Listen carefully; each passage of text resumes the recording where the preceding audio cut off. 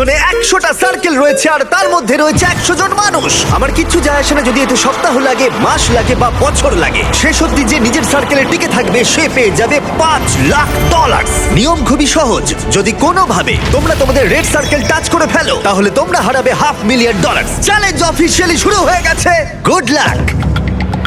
ঠিক আমার পেছনেই $5,00,000 রাখা আছে, এবার দেখা যাক কি হয়। এখন থেকে এটাই আমার বাড়ি, কেউ চাইলেও এই সার্কেল থেকে আমাকে বের করতে পারবে না। $5,00,000 এটা পুরোটাই আমার হবে। আমি 27 ঘন্টা ধরে এখানে জার্নি করে এসেছি, তাই আমি অন্তত 27 ঘন্টা এখানে টিকে থাকতে চাই। বিশ্বাস করো, এটা দেখে যতটা সহজ মনে হচ্ছে ততটা নয়, কারণ মাত্র 30 মিনিট পেরোবার পরেই